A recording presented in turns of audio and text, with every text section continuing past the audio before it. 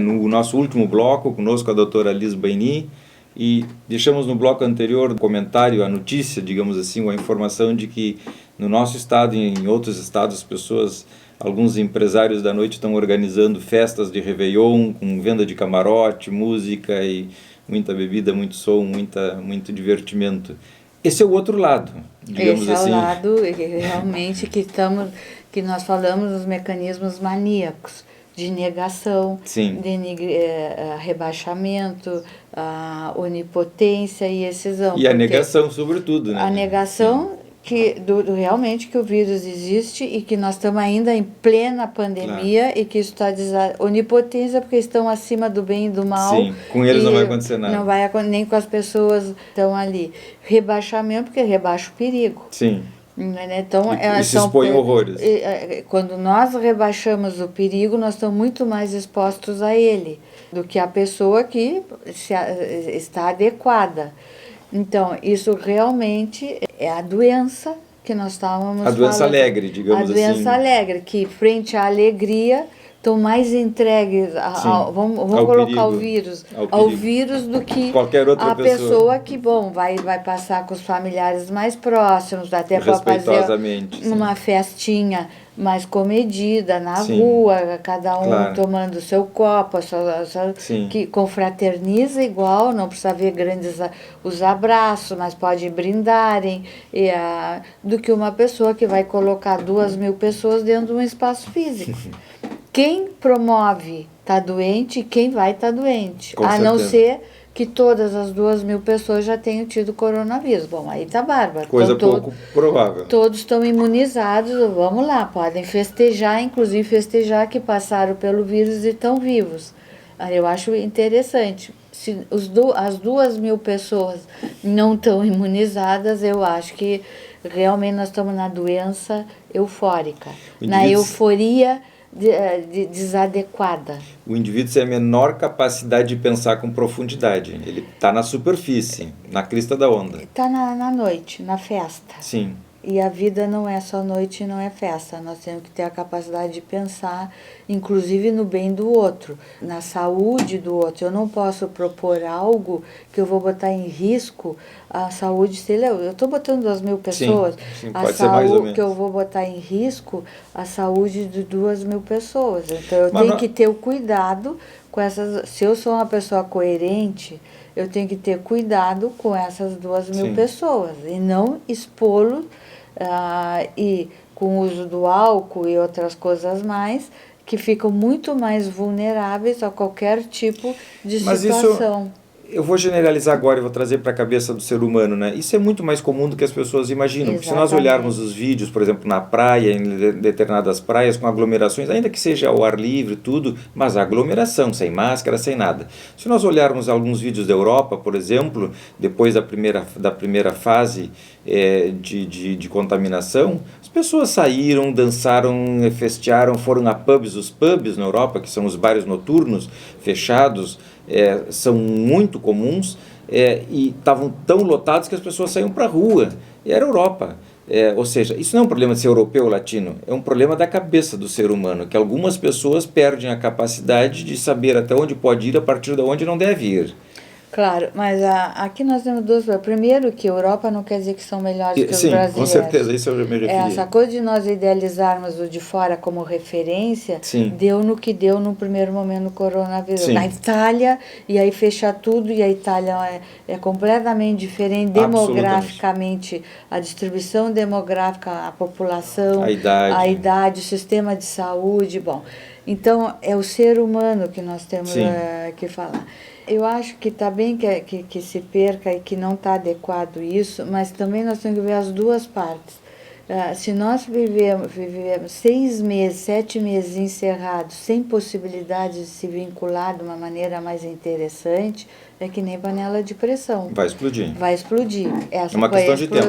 Essa é a explosão. Sim, contiveram demais. Contiveram demais. Na Europa foi muito pior que aqui. Contiveram demais. Quando abriram, explodiu. Então, eu sei que está desadequado, mas também é essa... Quem organiza tem que saber disso. Tem que saber disso. Porque assim, desde o primeiro dia eu me perguntava o seguinte, sigo me perguntando, se nós não queremos aglomeração, Por que restringimos os horários? Formamos um funil. Exatamente. Se nós em casa temos um banheiro para 5 pessoas e nós restringimos que só durante meia hora é possível usar o banheiro, vai ter fila. Vai ter fila. Se nós abrimos às 24 horas do dia para as pessoas tomarem banho, provavelmente não vai ter fila. Isso é matemática, 2 mais 2 são 4. Exatamente. Eu não entendo a cabeça de quem organiza as coisas restringindo o horário para evitar a fila, a aglomeração. Nem sequer racional, sei lá quais são as motivações inconscientes que levam uma pessoa a pensar assim. Mas a maioria das pessoas pensa assim. Claro, se eu abro o comércio do meio-dia às 6... Vai ter aglomeração. Vai ter aglomeração. Evidente, eu preciso comprar. Agora, se eu deixo das 8 da manhã às 8 da noite... 24 horas, como em alguns lugares. Ou faço escalonamento. Sim. Óbvio que não vai ter aglomeração. E é óbvio. Então, muitas pessoas estão tomando decisões, seja para fazer uma festa para 2.000 pessoas agora no final do ano, seja para evitar aglomerações, aglomerando as pessoas, restringindo o horário e o espaço.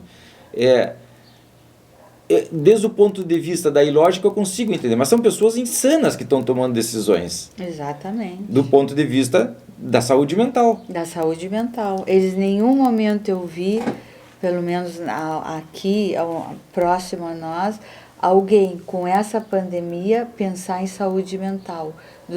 Eu não vi essa preocupação. Eu vi de encerrar, coartar, sim, limitar. Mas, todos apavorados. E outras coisas mais. Sim, já sei disso.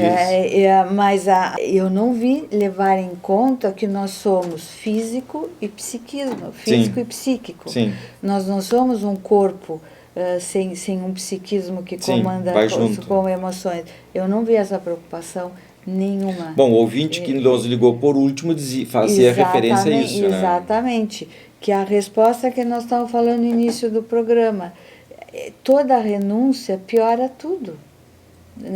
As doenças aparecem, e tem outra coisa, em momentos de crise, das grandes crises vitais que todos nós passamos, ou momento de grandes crises, guerras, epidemias, coisas assim, aparece o que está dentro, de alguma maneira controlado por uma normalidade na vida real.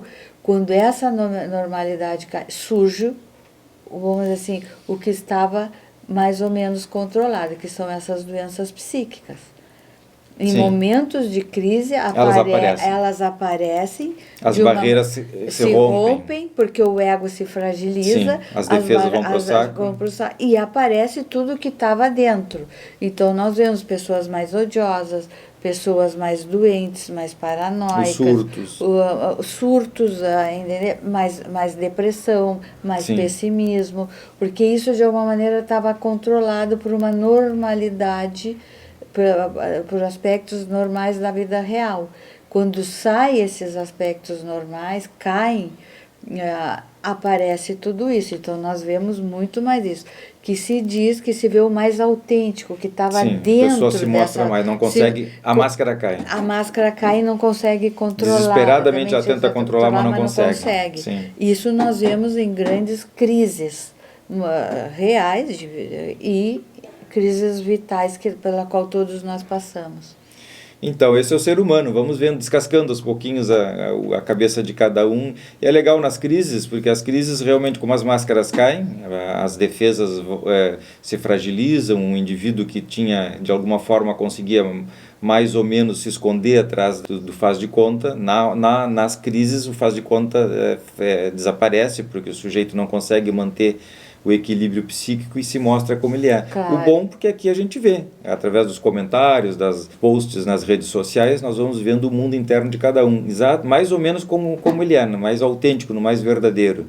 Qual seria a saída, então, para as pessoas? O que a gente deixaria como uma mensagem, digamos assim, de equilíbrio, de bom senso, para que as pessoas pudessem se defender, se proteger, se cuidar e, ao mesmo tempo, ter minimamente uma expectativa de vida, de ligação, de conexão saudável, de tentativa de se organizar psicamente de tal forma que possa seguir adiante sem morrer, sem adoecer, sem se deprimir, sem ter sintomas de toda ordem? Olha, eu acho que minimamente, com todos os cuidados, nós não temos que renunciar.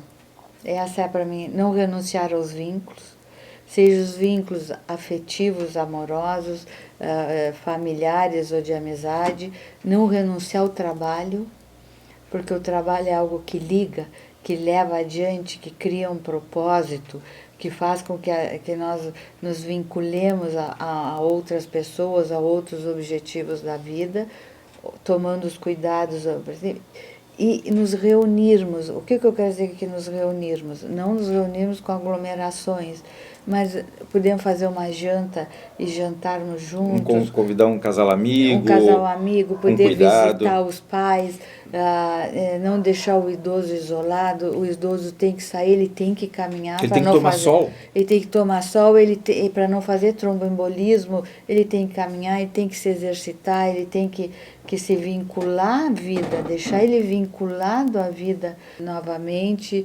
O vírus está, mas não é tudo isso também, Sim. Independente que tem pessoas que complicam, e são mais susceptíveis. São mais susceptíveis, mas não é esse pânico todo. Eu já vi, tanto no meu meio familiar como no meio afetivo e profissional, muitas pessoas terem, muitas, e não passam de um resfriado. Sim. Muitas, a grande maioria Sim. não passa de um resfriado.